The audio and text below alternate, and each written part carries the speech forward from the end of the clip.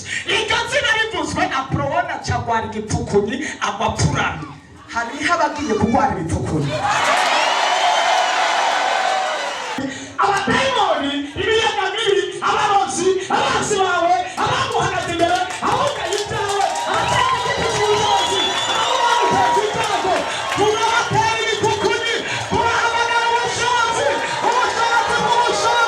ubushobozi bwiye duhamagaye ubushobozi twawe dutangura kuja mu bikorwa bizina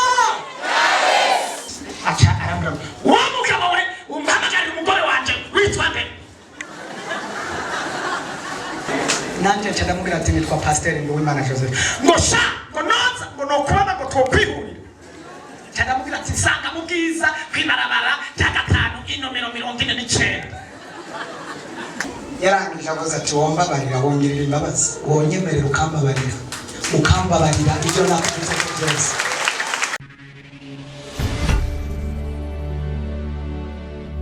ibintu turi mu byo byahadusuzuguye Hallelujah. Hari ibintu turi mu byo hadusuzuguye kubera twamenye ko hari ubushobozi twahawe Imana ishimwe rurasubira ngo rurazunguruka ruratuhagira rurasubira rufata bya bigufa rurasubira ruramuzunguruka ako kanya ruri nyuma y'urupangu mukristo ati reka ndakwereka akantu uno munsi kutanyugururira ahubwo reka ndakwereka akantu mwakora mu mufuko gutya imiryango iciyugurura yose agize gutya aproboni abona mukristo karatembera hasi aribaza haciye kwa kundi Yesu yashika mu ntumwa uyugaramye gusa bose kuba abayuda bajugumiye hirya no hino bagize nyababona umupara bakorotse ngo amahoro y'Imana bane nawe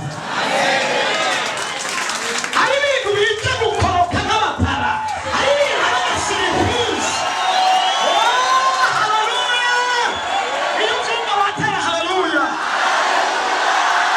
ari ibintu byari byarugawe bizana n'ubushobozi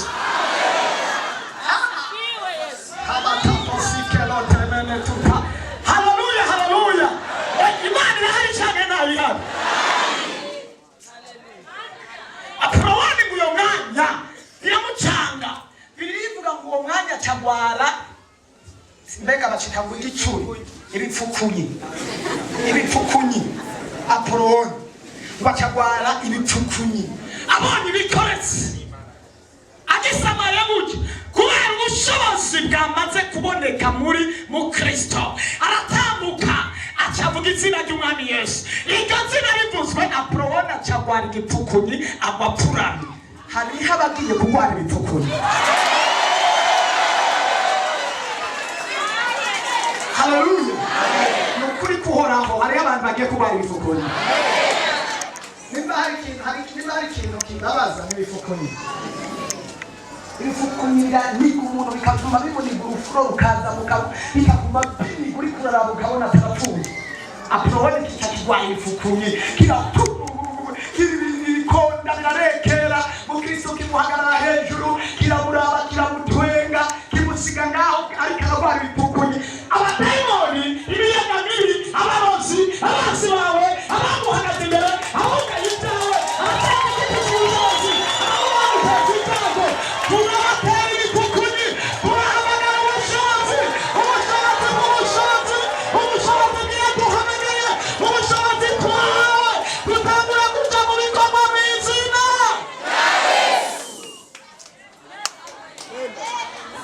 iri jambo ntimwaryumvise neza risubiremo rusome risubiremo rivuge mbahaye ububasha bwo gukandagira inzoka na sikoropiyo nubwo kunesha ubushobozi bwa wa mwasi banza witonde ndabahaye ububasha bwo kunesha inzoka na sikoropiyo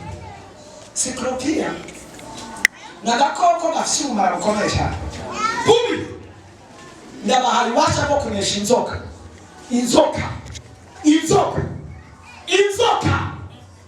hari ubushobozi Imana yaduhaye bwo kunesha inzoka bwo gukandagira inzoka na n'ubumara bwa sikoropiyo byose hari ubushobozi yabahaye ububasha. Imana ishimwe cyane. Hari ubushobozi. Namwe n'ingingo Imana mu ijoro ndavuga ngo Mana, uyu munsi umpundire basi dukoreshe telekomande ku bubasha. Hallelujah. Dukoreshe telekomande basi ku bubasha. Ububasha. Hakore transfer nyinshi. Ariko hari ikintu cyitwa transfer y'amayinite iteye ubwoba. Amayinite. Hari umugabo umwe twariko turavugana n'ahantu, aramutelefona avuga ati wa mugabo we no kugira nabi je no gufata no konona. Ariko aramubwira ati je no gufata no kurandura. Acaramubwira ngo ahubwo ngo rungike muri transfer. Ngo rungike ngo rupfu ugomba ko rumfata ngo rutransfere ngo ninde ubishoboye. Yaramusuzuguye ngatwenga amatwenga arangije. Nanje igihe kimwe narigeze gusuzugura ntuzeya Dodiko. Sinamusuzuguye ko mutera mugabo nasuzuguye ibintu yari karavuga. Yarampamagaye ariko nihamagara umudamu wiwe ndiko ndamusengera kuri telefone. Haca yitaba Dodiko. Acha arambwira wa mugabo we umpamagara umugore wanje witwa nde? Yewe komiseri we. Nanje ndamubwira ati nitwa Pastor Nduwimana Joseph. Ngo sha ngo noza ngo nokubona ngo twokwihurira. Ndamubwira ati sanga mu bwiza kwibarabara cya gatanu inomero 49. Niko namubwiye siko nakubari.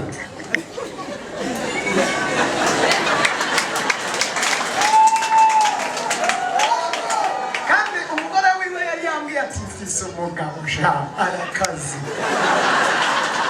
Arambwira ati mfise umugabo twaravanye n'ubu yaranyirukanye. Arambwira ibyiwe atikandira umupolisi atikandira umufisiye ati yewe arambwira ingorane zose. Ndavuga ati arakaze mugabo ntakaze gusumba Kristo Yesu. Ndavuga ati genda dusenge hanyuma hari ubundi bushobozi twahawe. Hallelujah. Acara kupa telefone. Ndamurindira ntiyaza ndamurindira subira natwe ndamutelefone. Ndamutelefone numvire yitabye. Ndamubwira kutaje none. Telefone ni bache ikubita hasi numvise ngo yarakiri mwabazi mukima ewo unatoka mbali kabisa. Yesu amuhumurisha cyane. Hallelujah! Turakwiye. Mwemu w'Imana yari yambariye kwihereza zoza. Kandi umudamu deja yari yamubujije gusenga bavanye basubiye by'abantu ibintu bikomeye cyane. Ndamubwira atazoza. Aza gusenga. Ahantu dusengera mu ntebe y'ishuri mu mashuri aza. Numuzi wewe ati ubwo ntuzi Imana nsenga nanje. Nta bushobozi budukoreramo uzi. Inyuma y'imisi mike ndavyibuka. Sinzi ngene yababaje umudamu aramubabaza, umudamu arantelefona arabimbwira numva nanje ndababaye. Nahagaze mu ishengero. Sinzi ko abantu bavyibuka. Wowe niho wari abari bahari baravyibuka na Pastor Yade. Ndabwira Imana ngoma, ndabwira abakristo ati ngoma ndabereka Imana senga. Uyu mugabo yabwiye umugore ibintu nk'indi, yansuzuguye uko ariko arakora ibintu nk'ibi. Ndafukamye ndasenze, ndabyibuka narasenze n'amarira araza. Ndavuga ngo nabona ntamubonye hano. Imana senga izo batari hano. Ntamubonye hano, ndababwiza ukuri. Nta ndwi zibiri zaheze. Yaciye aza. Reka nshakagure. Ndibuka ko umunsi umwe yaje asanga twimutse tugeze ngaho kubajama aho twahora dusengera hajya araza sinamumenya. Araza mu rusengero ndigisha ntazi ko hari ndigisha hanyuma dusohotse mbona sati mubona arambwira ngo wonyemerera tukavuga ngavuga urinde wewe ngo je ngo ndi umugabo witwa Janine wo Jane oya ni Janine wahi ngomba kora hariya arambwira hana kora ndamwibuka ari wawe niyavuga ngo twokwihuri nangura kuyoshaka ndabubana n'umwanya cyane ikindi kigoya mu uyu munsi sawa cyane mubwira ati ngwino tujya mu biro turaja mu biro ntabwo natinye ko hari icyo aza kumbwira kuko muri je narifise ubushobozi. Twagiye ndiko ndasenga, tugenda ndiko ndasenga, turinjira no mu biro ndiko ndasenga, ngeze mu biro ntangura gusenga. Nawe narazi ingene byakurikiye. Yarangije avuze ati wombabarira, wongerera imbabazi, wonyemerera ukambabarira, ukambabarira ibyo nakuvuze ko byose. Ati Imana ikubabarire. Ndamubwira n'ibikurikira. Warabibonye ntiwabibonye? Uyu munsi nizeye ko Imana yo mu ijuru yaduhuje, yatumye uno munsi bukiriho, kandi aho ugeze ndazi ko ari ukubera ubushobozi bw'ububasha bw'ijambo ry'Imana. Ndazi ko hari ibintu byahindutse byinshi, nawe wishimira intara kubera ubushobozi bwo kwakira Yesu nk'umwami n'umukiza. Urugo rwari rwarasambutse ruca ruraterana ruba ruzima. Yewe ububasha bwo mu Kristo Yesu bukuru umuntu kure. Twamenyanye utyo gihe ndabyibuka, twamenyanye kandi ari umuntu wumva ameze uko nyene nababwiye, ariko ahantu yarapanze mu gashambure na sara sinohababwira.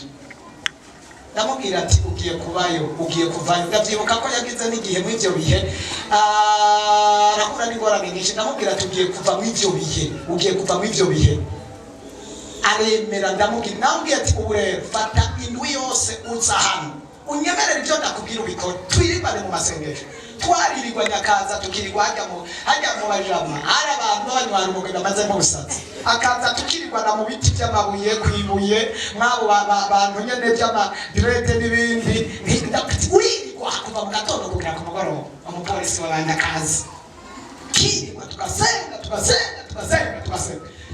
Ibyo namubwiye byose ndibuka ko igihe kimwe yigeze kubwira agomba kuba atarahuka ibintu by'inzu. Ndamubwira ati ugiye kubaka inzu. Jewe ati wewe nyene, jewe nubaka inzu kandi inzu nziza cyane, jewe ndamuhanura sawa. Acaracomoka arumva ibyo ndamubwiye byose, acagenda ahamagara abafundi, acagira chambre zibiri na saro. Acharambira ngo natambuye rero ngo nabyagenze uko. Ndamubwira ati iyo bomora. Niko namubariye, siko byagenze. Bomora ngira iki? Genda uhere ku byumba niba uri muri 5 gushika ku 100, ariko apana chambre zibiri. Imana sengayo bomora oya ngumva ngo. Ndamubwira ati ngiriza rero ndizanira abafundi wanze kubomora. Niko namubariye kandi yaranse chanza kuzana abafundi. Naciye numva abafundi mu rugombo, ndababwira genda mu bomore, zambura zijya chambre zibiri na saro.